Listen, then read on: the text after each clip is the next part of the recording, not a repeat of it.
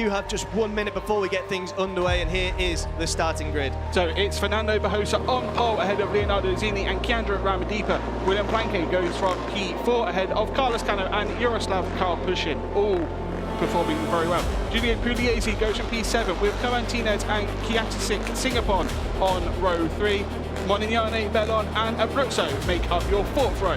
Travis Borg, Marianas Nicolas and Ryota Ogiwara go from row 5, with Christian Daniel Jr., David Gonzalez and David Gonzalez P16 to P18. Benyat Fernandez P19 ahead of Sullivan Mousy and Alberto Enriquez. Eric Mick Remy San Juan and Gonzalo Perez follow. Pablo Oliveras, Edo Gutierrez, Thibaut Varga, Philip Soriak, Henry Nino, Matteo Gabrielini and Levi Rousseau make up the rest of your grid. Absolutely incredible grid for us to get to grips with here as we prepare for the warm-up lap in Moto Junior. It is on pole Fernando Barrosa, who was so impressive yesterday, as they get to grips, if you'll pardon the pun, on this circuit as they go down. We do have a problem already. That's Benyat Fernandez, I believe. You can see he's in his World Sportbike levels, so obviously a late call-up for this weekend, but yeah, a problem for Fernandez. Yeah, that'll be tremendously frustrating for him to have what is a call-up. He was replacing, is it Evan Belford? No, it was, when I find him on my spreadsheet, Alex Longarello, who has a collarbone injury. Yeah, he'll be tremendously frustrated with the way that beginning has gone, but we are here on the warm-up lap ahead of the first race, Moto3 Junior World Championship. Yep, obviously the last chance just to see how the track feels in the temperatures. Obviously the temperatures are just rising and rising at the moment. It's already very warm outside. It's going to get even hotter by the middle of the day. So 24 degrees air temperature, 25 degrees track temperature. Probably feels a bit low, but maybe the centre is in the shade, which would give that reading, because it is very hot out there. Yeah, it's very hot right now, but we know that it does take a bit of time for the heat to get into the asphalt here in Catalunya, but as you can see there, it's blue skies, it's a glorious day, a wonderful day to go racing as well. Looks like Fernandez is ready to take the start from the pit lane. Obviously that will have issues for him throughout the race, but it's good that it looks like he will be able to take to the race. Yeah, it'd be very interesting to find out exactly what happened there as the riders approach the end of Sector 4 here. Who knows what can happen at this turn number 14 over the course of these 14 laps here in Barcelona. No, we've seen races decided in many classes across the final turn and on the run to the line, and it's the Moto3 Junior World Championship, so it will be the same today. Absolutely, there are so many incredible spots where riders can make a move here in Barcelona. It's going to be very interesting to see who can get away well as well from the start and get that real approach towards turns 1 and 2, where again so much can happen. It's a really long run down to turn 1 as well. They're arriving pretty much at full speed by the time they start braking, so it is crucial to get the start right. Yeah, absolutely. Barrosa will be looking to get away well from pole position. Zani from P2. Kiandra Ramadhipa completing the front row. We're just about ready to go then here in Barcelona. There are the red lights, the revs are rising, and we are away in 2026. Barrosa gets away incredibly well as well from pole position as we speed down the start straight. Is Barrosa who's leading? Is he going to be challenged? Is still Barrosa who's ahead going into turn 1? Can anyone get on the inside? Not quite. As we approach turn 2, Barrosa is leading as we move into sector 2. Barrosa leading. Zani has maintained P2. Karpushin has moved up into P3 as well. A good start from Karpushin. Yeah, this long right-hander now as we approach turn 4 and then turn 5. Who's going to get everything right as we go through this first lap? It's not the time to be taking any risks just yet, but this is, as we mentioned, Moto Junior and anything can happen. It is still Barrosa who leads. Barrosa still leading it, as you say, heading into turn 5. A tricky corner, downhill braking. We see that is Christian Daniel Jr. has just left the pit. So I think there were yellow flags waving in the background at the start, so I wonder if that was for the American. Yeah, as we go into sector 3 now. on our first lap in Moto3 Junior. It's still Barroso who's showing real composure. Carlos Cano has moved up to P3, showing just what he's about. He's going to be trying to do everything he can to get that opening win here in Barcelona. Fantastic start though for Barroso. Yeah, Carpushin had made a good start initially, but he's now down into P7 on the number 17 machine, so he'll have a bit of work to do. I'd say Barroso still leading from Leonardo Zini and Carlos Cano running in the podium places on the opening lap of the race, we must stress. Yeah, Carlos Cano then and his teammate Giulio Pugliese riding very close together for the time being. Kiandra singing pong there as well. Down in P13 for the time being, as we now are on the start-finish straight. And there go the two Aspar boys trying to move ahead. It is Carlos Cano who appears to have taken the lead going into turn one. Both Aspar riders are now leading this race after a phenomenal move on the start-finish straight, and we have lost number 21. As Eric Mickley has just brought his bike into pit. The run into turn one is crucial. Like, we saw them going 4 wide heading into the braking zone. It's always important to make sure you're able to hold a tight line if you're making the move. Also, you can defend around the outside because it'll give you the inside line for turn 2. Yeah, absolutely. It's going to be so important to maintain that. And I think we're going to be seeing very similar moves throughout the course of not just this race, but every race over the course of the day as well. But Cano has done exactly what he intended to do there. He was probably biding his time. He's probably been planning that from the start of the day. He knew exactly what he was going to do, and Carlos Cano now has the opportunity to try and create a bit of a gap between himself and his teammate Giulio Pugliese, and more importantly, his long-standing rival, Fernando Barroso.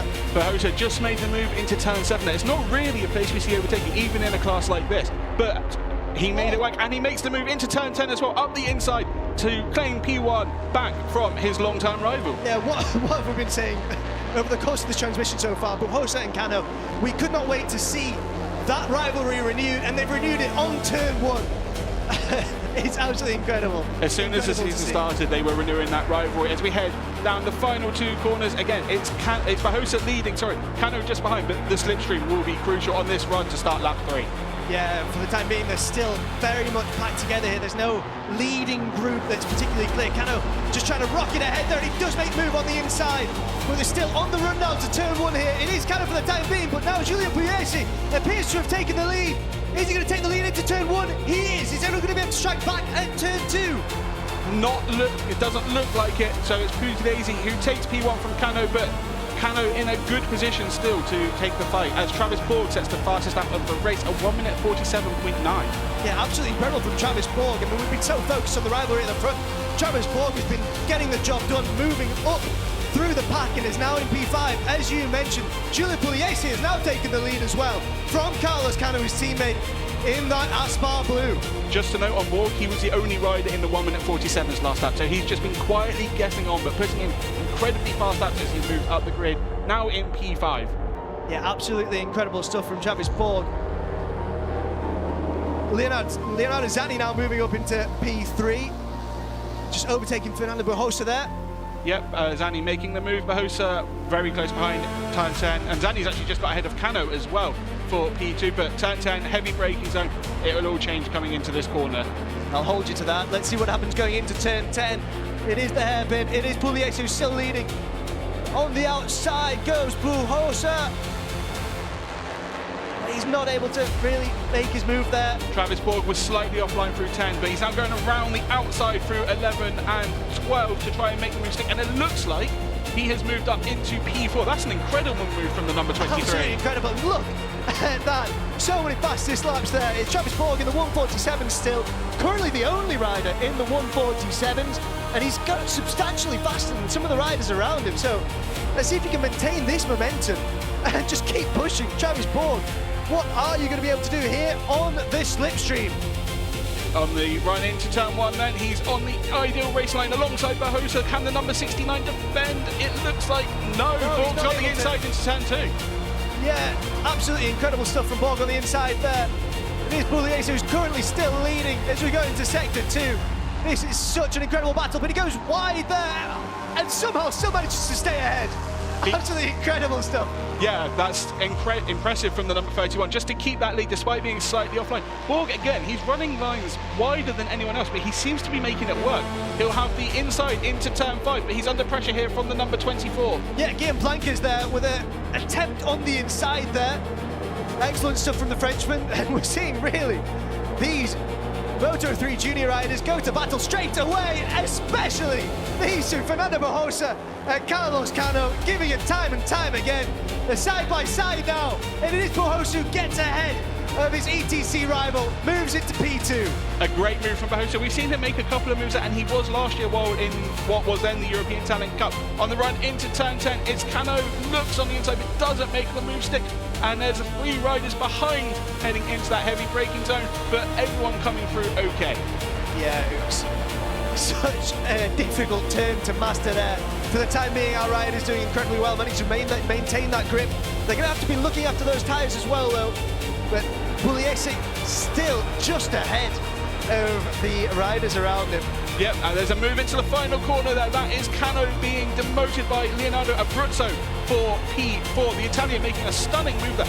Usually the best place to make that move is the last lap, but well, you know, it's a great move to make anyway. Absolutely, it's best to get as much practice as possible. I mean, we see so much swapping and switching over the course of these Moto3 junior races, and there is Barrosa still in the lead.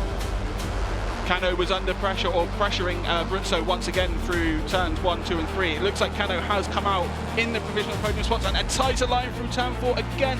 Can he get alongside Pugliese? No, Pugliese is able to defend that position for now.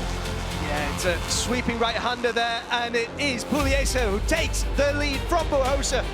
Absolutely incredible stuff from the Italian. Yeah, They're going to be able to keep it for long. It doesn't look likely. Barrosa hits straight back into turn 5. What a place to make a move as well. Turn 5 is, as I said earlier, a very tricky corner, but you can overtake that if you take the tight inside line. But forget about what I said about defending. He was on the attack when I mentioned the defence. There we are then. That right-hander approaching turn 9 now. Cano looking on, just trying to assess when to make his move. His team watching on as well. They've got 2 riders to be watching out for here. They don't want to get too close too early on. And it is Abruzzo as well who tries to make another move on the inside, but he's unable to really get the right line. There's a move coming here at turn 11. That looks like Planquez moving up into the podium positions ahead of Abruzzo, or P4 perhaps, sorry, my apologies there. Yeah, it is. An attempt there as we watch on as Barrosa, Pugliese and Cano lead this Moto3 junior race. It's been an incredible opening 4 or 5 laps so far. We've got 9 laps to go as we start this lap. Barrosa leading on the run into turn 1, the number 69. Well, he's already lost that P1 actually. Pugliese and Cano both coming through on the number 69 to move into first and second. And Abruzzo making a move for P4 once again. Yeah, making a move for P4 on the inside, unable to really get ahead of Barrosa there. It is Pugliese who's currently leading. He's under pressure from Carlos Cano, his teammate now, who's on the inside and makes the move at turn 3 and takes the lead. And it's now Pugliese in P2 and Barrosa in P3. We've seen Cano and Pugliese take very different lines through turns 3 and 4 through the last few laps, but Pugliese was able to hold on. This time Cano was even tighter and was able to make the move stick. Yeah, let's see what happens to turn 5 here, and it is Barrosa who makes the move on Pugliese there to take P2. We saw just briefly the Aspar team watching on, absolutely gripped to their screen, as you might well be, as we are, and as I'm sure you are as well. Yeah, as we said, it's been an incredible race so far. Just to note, Travis Borg obviously made a lot of progress in the first couple of laps. Now down in P7, still in the lead group. He's not far off the lead, less than a second away from Cano out in front, but not making the progress that we saw in the first couple of laps. Yeah, we also saw Zanin just overtaking Karpushin there, but just briefly on Borg, I mean, it would have been difficult for him to maintain that speed when everyone else is also really trying to push as well. So maybe it was a bit of an error to push too early from Travis Borg. We'll wait and see. Perhaps. He's still in the mix, so it's not like it's going to be too detrimental. It's just maybe now he's pushed, wants to just bring it back a bit, stay in the mix, and then push again at the end when more riders will be pushing. Absolutely. As we return to the start-finish straight, who's going to be able to take the slipstream advantage here? It is currently Cano who leads as we head towards turn 1. Pugliese takes a different line. He goes wide. Is he going to be able to make something happen here? Pugliese, the only one taking a more normal racing line, let's say. Cano taking P2. Absolutely incredible there from Pugliese. Cano in P2, as you just mentioned there. Pugliese leading now after an incredible move on the start-finish straight. But as we've seen before, turn 3, Carlos Cano returns to the front of this leading pack. It's the same move he made a lap ago, a tighter line through the long corner, and Pugliese slightly wider, and that enables the number 73 to take P1. But, I mean, there's still 8 laps to go, and everything's... Oh, there's a crash there. We have a crash. It's one of the Aspar riders.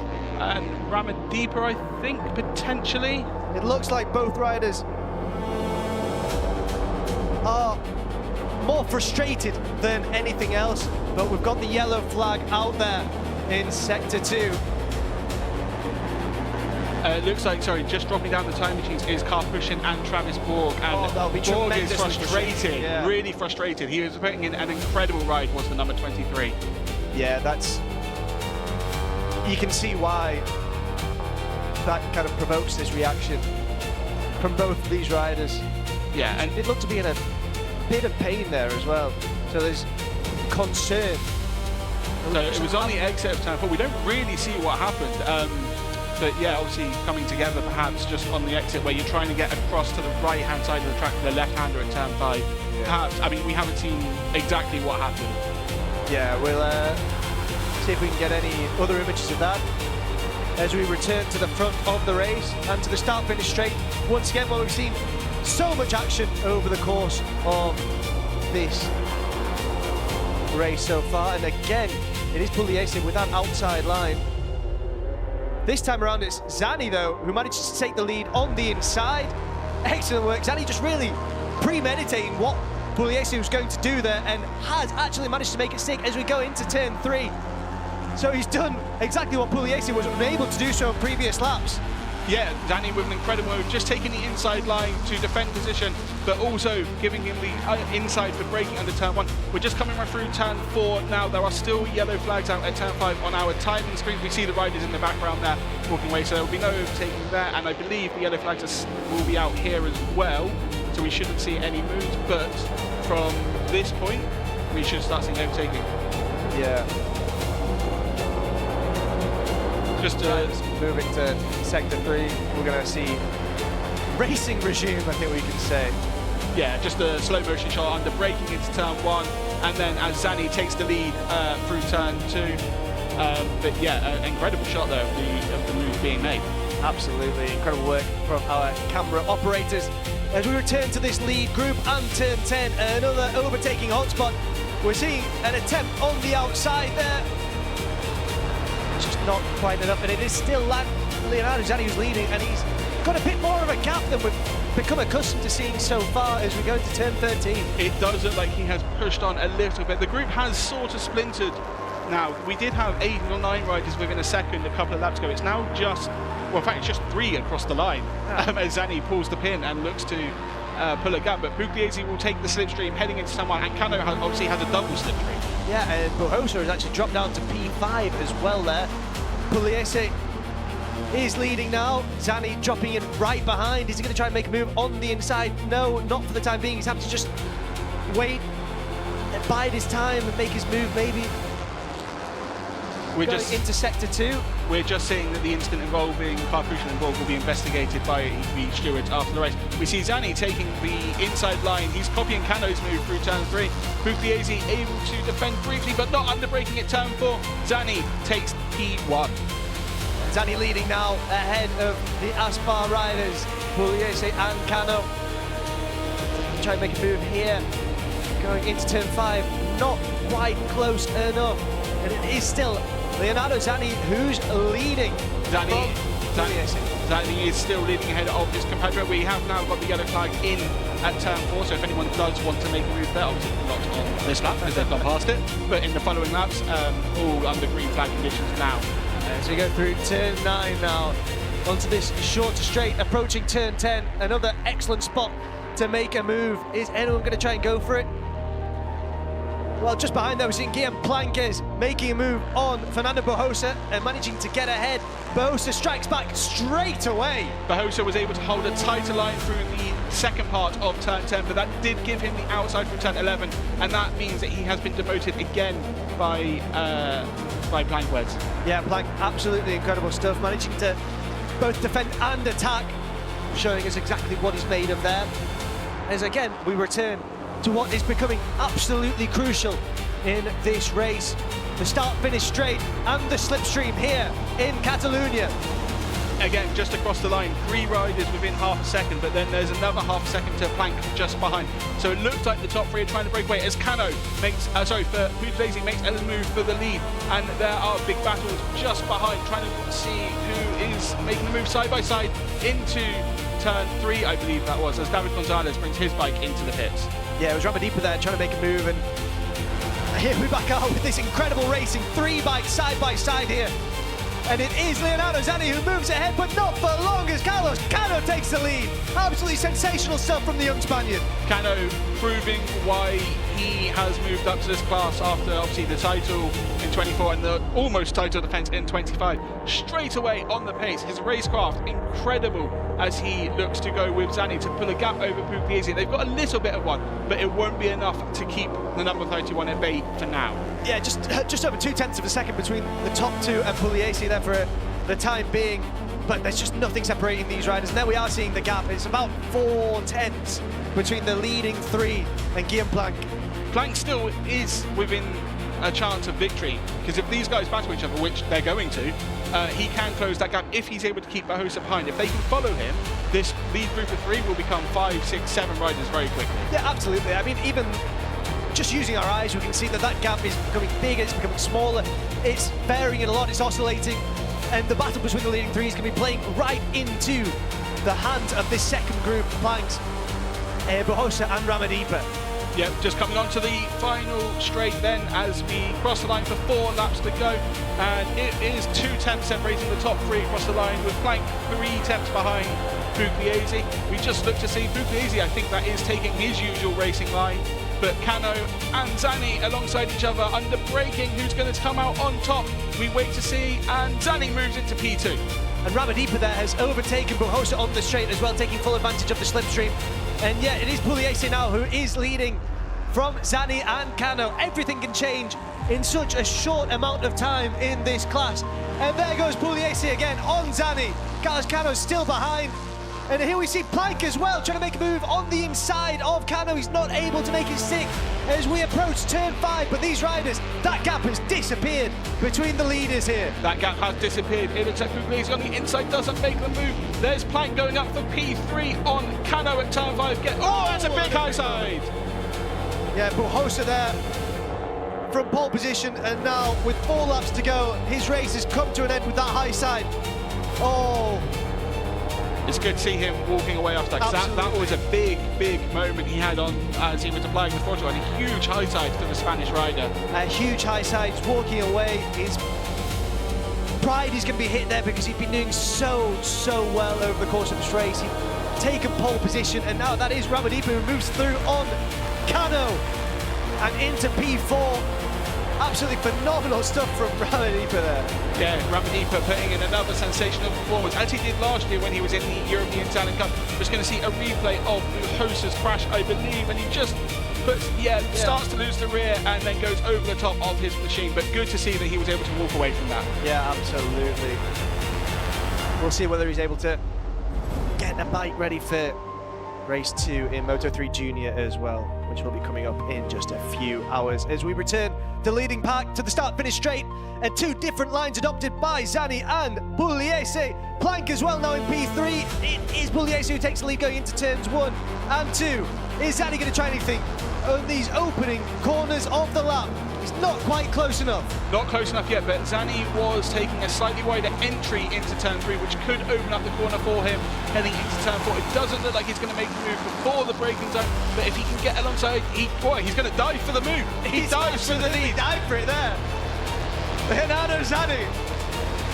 A dive bomb, absolutely incredible stuff to take the lead, to seize it rather, and Planck's looking to do the same, and he moves into P2 ahead of Pugliese. Some great racing here with just 3 laps to go. Now is the time to get the elbows out. It's a lead group of 5. Ramadhipa and Cano are still in contention, but it looks like Zanni has pulled out a bit of a gap over Plank, his teammate. Can he hold that on the run into turn 10? Yeah, absolutely incredible stuff. As we run down to turn 10, it's going to be so interesting to see what happens at the hairpin. But currently it is a moment. 1-2 here in the opening race in Moto3 Junior World Championship. It's been taken swiftly away by Pugliese, and Ramadhipa now moves into a podium position. A great move from Ramadhipa as he takes P3, but can he hold that? He's got Pugliese just ahead. It's an important run through the final 2 corners. It looks like he will definitely be close enough to get the slipstream on the run to the straight, as Zanni also has a bit of a gap. He might, just might, be able to defend if he gets a good exit out of turn 14. Yeah, he might be able to defend it, but it's easier said than done as we approach the start-finish straight. There we are. The message for Cano, just 0.7 seconds of a gap. He's still very much in this. Is Carlos Cano. He has been relegated to P5 for the time being. He's still got a fairly significant gap behind him. As Ramadhipa moves into P2, Pugliese is still leading in P1, and there goes Carlos Cano into P4, ahead of Plank. 2 laps to go, and there are 5 riders across the line, separated by half a second. I think we're in for another very, very close finish here in Catalunya, and there goes Pugliese. Another wide line for the number 31. Does it leave him vulnerable into turn 4? No, he's able to hold position. Zanni now running in P3 ahead of Carlos Cano. Absolutely incredible racing from this leading group of 5. As we go into turn 5, everyone just taking that with a little bit of calm. Ramadhipa looking back there just to see where everyone else is. And maybe he shouldn't have done, because Leonardo Zanni has moved up on the inside and into P2. Turn 7 is a move we've seen a couple of riders make, but it's not, as we said earlier, not the most usual overtaking opportunity. But Zanni taking full advantage there, being that close to Ramadhipa to move into P2. And now he'll have the run on Pugliese into turn 10. Let's see if he's able to make his move here going into turn 10. We've seen these moves made before, and it's Ramadhipa who does it on the inside. Absolutely incredible stuff from Ramadhipa. He's not able to make it stick, or is he? I spoke too soon. It is Ramadhipa as we go through sector 4, who's still leading. What a move there from Kiandra, Ramadhipa, who leads from Pugliese and Zanni. A great move from Ramadhipa, as you say, taking the inside line. He was able to hold it through the second part of the long left-hander to keep the lead. He's slightly wider on entry through turn 14, but that looks to have given him a bit of a gap on the run into turn 1. Yeah, but this is the very last time that we're going to be seeing these races trying to take advantage of the slipstream as we go down the start-finish straight and approach turns 1 and 2, where we've seen so many moves. Pugliese taking the line. We've seen him take so many times before. Zanni on the inside. Is he close enough? He's close enough to move into P2 and turn 1. Ramadhipa now relegated into P3. Carlos Cano in P4. And at the back of the group, it is Guillaume Plank.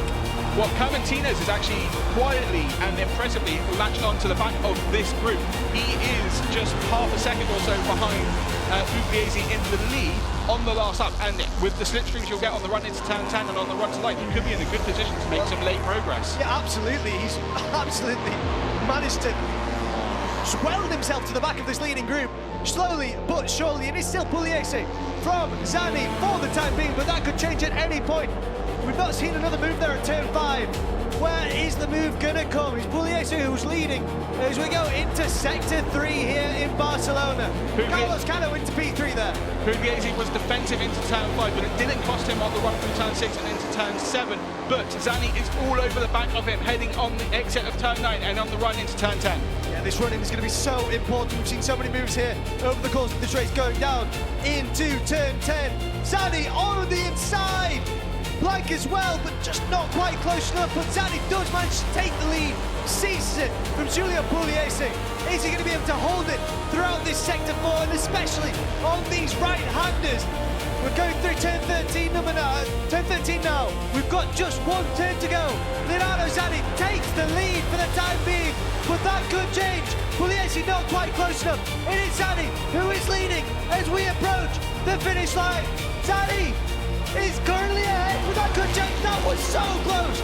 It is Leonardo Zanni from Pugliese and Carlos Cano who manages to take P3. There's just 0.006 seconds between Pugliese and Zanni. What a finish here to get this season underway in the FIM Moto3 Junior World Championship.